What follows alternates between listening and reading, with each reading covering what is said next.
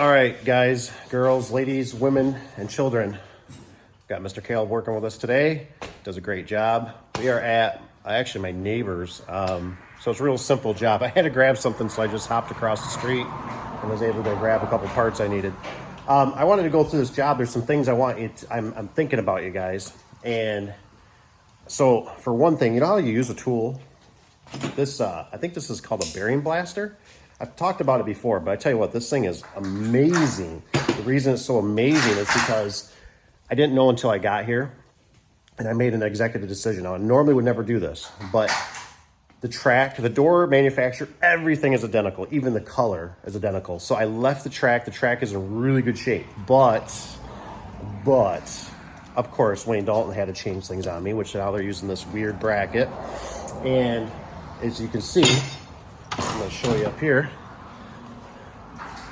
This is my bracket that I have.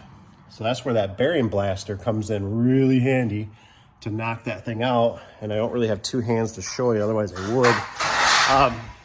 But I already changed out the wear parts, which is I changed out the other bearing over here.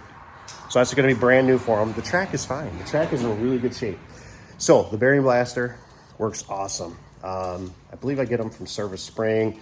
Otherwise, what I should do is I should just link them, and you can get them through me too. But we're upgrading. So here's another situation why I'm actually putting struts all the way across this door, because we have a psychological thing with the customer already. We already had a casualty. So every section, which now we're going to change out the springs to a little bit heavier, or we're going to get them. I'm not so scared because this one has an opener on it. It has a Chamberlain, some kind of newer store-bought one you can see back here. But let me show you this door. So here's the door. Originally what started it, which I'm always a big fan.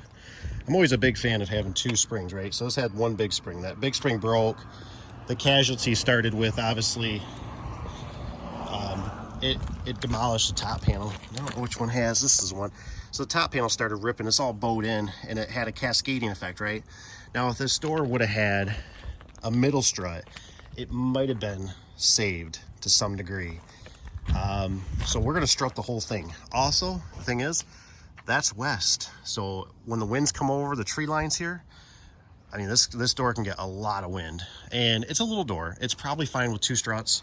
But for the peace of mind, if it was mine, this is how I do it. I just put struts on each panel.